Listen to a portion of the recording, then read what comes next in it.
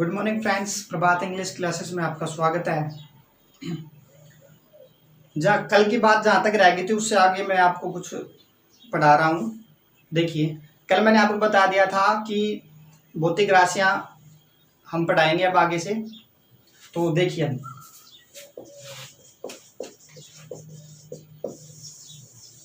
भौतिक राशियाँ क्या होती हैं। भौतिक राशियाँ देखिए, भौतिकी के जो भी आपके सूत्र है या फिर जो भी नियम है उनको चरों के अंदर व्यवस्थित करना, उनको चरों के अंदर व्यवस्थित करना ही क्या है, आपकी भौतिक राशियां है। क्या है? भौतिक राशि। अगर स्पीड तेज आ रही है तो आपके YouTube के अंदर ऑप्शन आता है, ठीक है, स्पीड का, उसको आप 0.5 या 0.75 करके देख सकते हैं। ठीक है, भौतिक राशियां, ठीक है, जो चरों के अंदर व्यवस्थित करना ही जो नियम है, समीकरण है, उनको चरों के अंदर व्यवस्थित करना है कि आपकी भौतिक राशियां। तो सबसे पहले भौतिक राशियां की जरूरत कैसे पड़ी, क्यों पड़ी, वो देखिए। भौतिक राशि जैसे कि आपकी किलोग्राम हुई, ठीक है, ग्राम हुई, सेंटीमीटर हुई, ठीक है। क्यों पड़ी इनकी जरूरत? देखिए, पहले क्या था, पहले ना तो फिजिक्स इतनी डेवलप थी, सीधी सी बात, ना तो फिजिक्स इतनी डेवलप थी और ना ही किसी को पता था। जो जहां पर जिस क्षेत्र विशेष के अंदर रह रहा है, जो जिस क्षेत्र विशेष के अंदर रह रहा है, वह वैसे वस्तुओं का क्या करते थे, आदान प्रदान करते थे, यानी विक्रय विनिमय करते थे। किसी को भैंस की जरूरत है तो वह उसको गेहूं दे देता, किसी को गेहूं की जरूरत है तो उससे भैंस ले आता, यानी कि आप समझ गए होंगे। तो वस्तुओं का क्या करते थे, वो विनिमय करते थे। लेकिन जब जैसे जैसे विकसित हुआ समाज, वैसे वैसे आयात निर्यात होने लगा। आयात निर्यात होने, यानी इंपोर्ट एक्सपोर्ट। जब आयात निर्यात होने लगा तो वस्तुओं को लेन देन में उनको समस्या आ गई। क्या आ गई? समस्या। और समस्या क्या आ गई कि भारत के लोग तो उसको किलोग्राम में माप रहे थे, मान लो एक्सपोज, लेकिन मापते नहीं थे पहले, लेकिन मान लो वो तो उस वस्तु को किलोग्राम में माप रहे थे, लेकिन वहां पे जाने में पता चला कि वो तो उसको मीटर में माप रहे थे। ठीक है, यानी कि उनकी जो राशि थी वो मेल नहीं खा रही थी। कुछ एक उदाहरण देख लीजिए, लगभग 19वीं सदी के, जिसमें कुछ देखिए, सबसे पहले FPS सिस्टम, ठीक है, दूसरा CGS,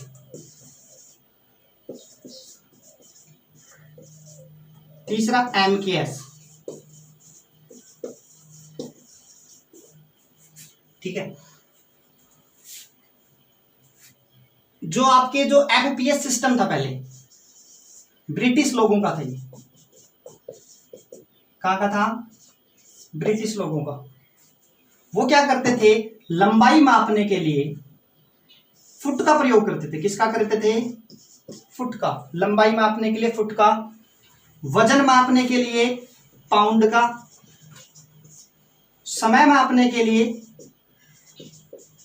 सेकंड का। ऐसा सिस्टम करते थे। जो आपके फ्रेंच लोग थे वो क्या करते थे, आपकी लंबाई मापने के लिए सेंटीमीटर, वजन मापने के लिए ग्राम, और समय मापने के लिए वही क्या, सेकंड। और उसके बाद में जो शेष विश्व रह गया उसके अंदर लंबाई मापने के लिए मीटर, वजन मापने के लिए किलोग्राम, और समय मापने के लिए सेकंड। यानी कि जो हमारा विश्व का जो आप मैप देखोगे उसमें जो फ्रेंच लोग हैं और जो ब्रिटिश लोग हैं और जो शेष विश्व बच गया, वे सभी अपना अपना अलग अलग सिस्टम माप रहे थे। क्या? लंबाई मापने के फुट माप रहे थे, कोई वजन मापने के लिए पाउंड माप रहा था, कोई वजन मापने के लिए ग्राम माप रहा था, कुछ वजन मापने के लिए किलोग्राम मान रहे थे। तो ऐसा कुछ सिस्टम जब इनका आदान प्रदान होने लगा तो इनमें कुछ प्रॉब्लम आ गई। प्रॉब्लम यही आ गई कि भाई तुम तो इसको मीटर में माप रहे हो, हम इसको सेंटीमीटर में माप रहे हैं, और वो फलाना इसको फुट में माप रहा है।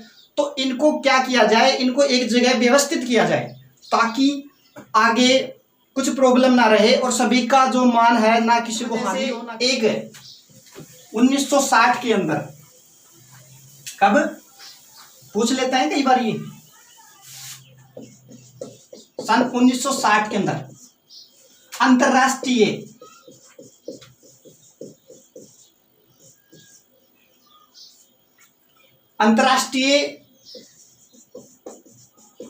भौतिकी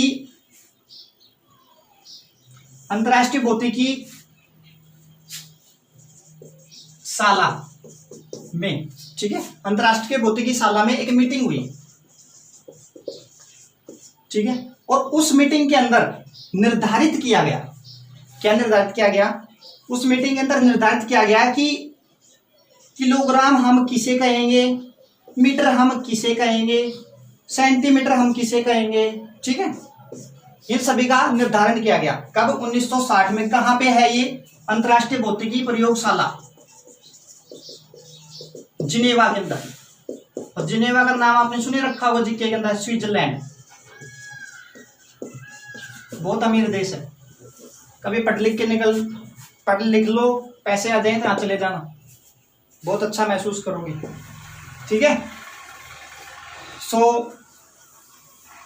तो यहां पे क्या किया गया, इनमें इनको 7 भौतिक राशियां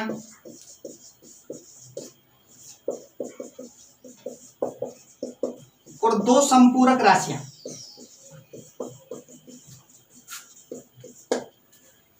में बांटा गया। और ये कहां से, जो एमकेएस जो सिस्टम था ना उसको एक्सटेंड किया गया।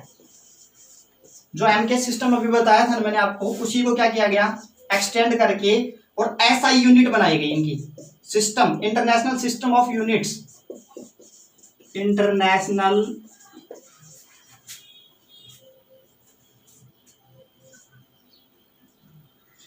दोबारा लिखूं, इंटरनेशनल सिस्टम ऑफ यूनिट्स, ठीक है। ऐसा यूनिट्स बनाएगी कितनी, 7। तो अब यहां से हमारे पेपर के अंदर सीधा प्रश्न आता है, ठीक है। अब वो 7 यूनिट्स आपके सामने अभी बनाई जा रही है, ठीक है। और देखिए अभी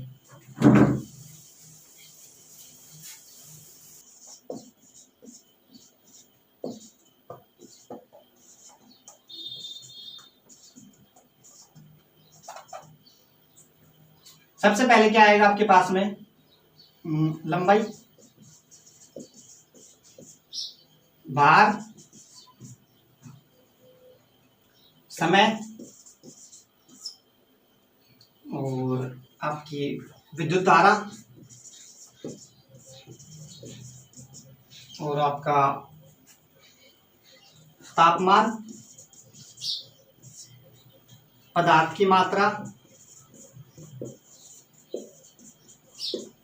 और आपकी ज्योति तीव्रता।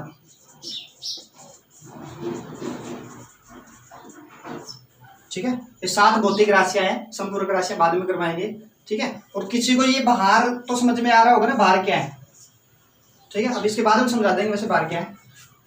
भार और वजन दोनों में फर्क है, ठीक है, वजन और भार में फर्क है, ठीक है। जो वजन है वह क्या होता है, W बराबर mg, यानी कि मास, यानी कि ये मास मतलब भार, ठीक है। भार और ये g क्या है, ग्रेविटेशनल कांस्टेंट, ठीक है। यानी कि भार आपका चेंज हो सकता है और जो आपका जो आपका भार है वह कभी चेंज नहीं होता, लेकिन जो वजन है आपका चेंज हो सकता है, यानी कि ऊंचाई के साथ में परिवर्तन हो जाएगा, ठीक है। नहीं समझ में आया तो कमेंट बॉक्स में लिख देना, आपको दोबारा समझा दिया जाएगा। और जो भी कुछ समस्या हो उसको कमेंट बॉक्स में डाल देना, आपको दोबारा समझा दी जाएगी और आपका फीडबैक जरूर दें। और जो आपकी ये वीडियो है इसको लाइक करें, सब्सक्राइब करें और शेयर जरूर करें, ठीक है। तो लंबाई, ठीक है, लेंथ, भार,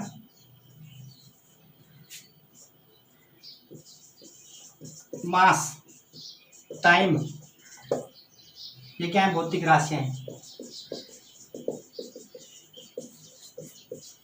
ठीक है। विद्युत धारा, ठीक है, तो करिए लोग इंग्लिश में लिखना है इनको। तो इधर देखिए, इनके मात्रक देखिए, ये मात्रक आपको वन डे एग्जाम के अंदर सीधे पूछ लेते हैं। तो जो लंबाई है उसको किस में मापते हैं, मीटर में, ठीक है। लंबाई है उसको किस में मापते हैं, मीटर में। और मीटर का मात्रक क्या है, पहले लिखो इसको,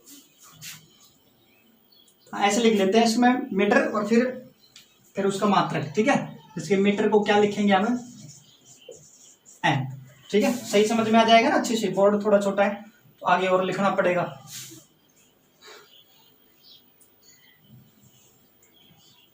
वजन को हम किस में लिखेंगे, किलोग्राम में, ठीक है। वजन को किस में लिखेंगे, किलोग्राम में, यानी कि किलोग्राम। टाइम को किस में लिखेंगे हम, सेकंड में, यानी मात्रक क्या होगा उसका, एस। ये पेपर में आते हैं सीधे आपके कि लंबाई का मात्रक क्या है। ये तो वैसे आप डेली यूज में नाम आ रहे हैं, इस वजह से आपको अच्छे लग रहे होंगे या फिर सरल लग रहे होंगे, लेकिन इनका पेपर में कई बार आ चुका है, ठीक है। विद्युत धारा को हम एम्पियर में, ये वाला आपका पेपर में कई बार आ चुका है। तापमान को हम केल्विन में, ठीक है। और पदार्थ की मात्रा को हम मोल में, ठीक है, और MOL, ठीक है। और ज्योति तीव्रता को हम कैंडेला यानी कि CD, ठीक है, किसमें, कैंडेला, ओके। अब देखिए 20 मई 2019, 20 मई 2019। अब पेपर में आप पेपर देते हो तो तैयारी भी कर रहे होगे, लेकिन आजकल ये छोटे मोटे सवाल नहीं आते, ठीक है। कुछ इसके अंदर आपको ऐड करना पड़ेगा, और जब तक आप ऐड करके नहीं पढ़ोगे तो आपका सिलेक्शन नहीं होगा। 20 मई 2019 को क्या आपकी 4 इनकी परिभाषाओं में चेंज हो चुका है। कौन कौन सी परिभाषाओं में चेंज हो चुका है, 4। अभी बताता हूं कौन कौन सी है। पहले इनकी परिभाषा देखिए। पहले जो मीटर था, यानी कि 1 मीटर क्या होगा, यानी कि प्रकाश की गति का 1 बटा, यानी कि 1/299 792 458 मीटर भाग, यानी कि जितने प्रकाश की गति 1 मिनट में, 1 सेकंड में जितनी गति करती है उसका इतना भाग, वही क्या है, 1 मीटर, ठीक है। पहले कितनी थी इसकी वैल्यू, पहले भी वही थी 3 × 10⁸ मीटर पर सेकंड। लेकिन अब इसको भी आप वैल्यू को आप अगर कैलकुलेटर से करोगे तो लगभग इतनी आएगी, लेकिन उनको चेंज करना था, उन्होंने कर दिया और हमारा काम बढ़ गया। किलोग्राम क्या होगा आपका, प्लांक नियतांक, क्या होगा, प्लांक नियतांक, यानी कि प्लांक कांस्टेंट।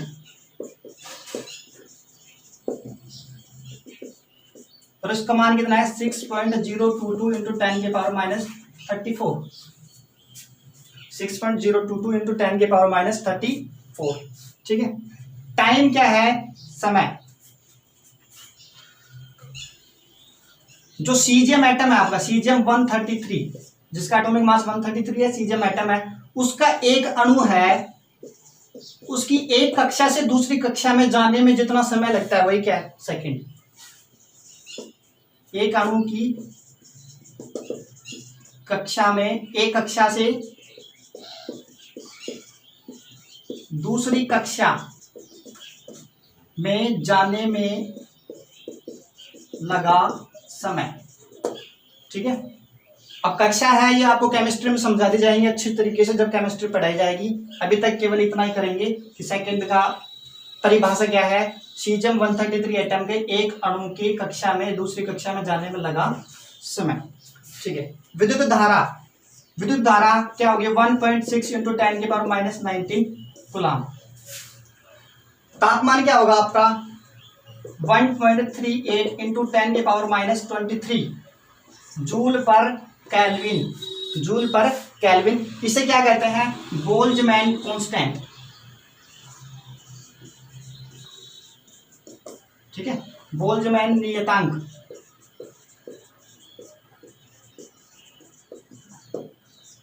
ठीक है, इसे क्या कहते हैं बोल्ट्जमैन नियतांक। ठीक है, पदार्थ की मात्रा ये क्या हो जाएगी आपकी, हो जाएगी 6.022 इंटू 10 के पावर 23।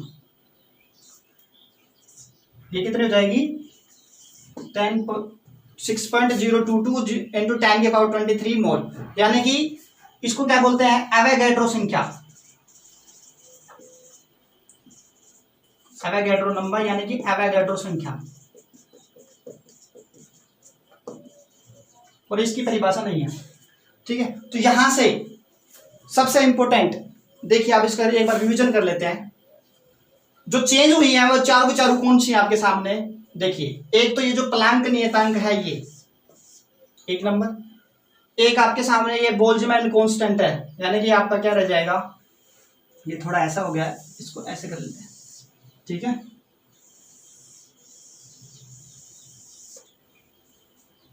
उतारने में आपको आसानी रहेगी। ठीक है,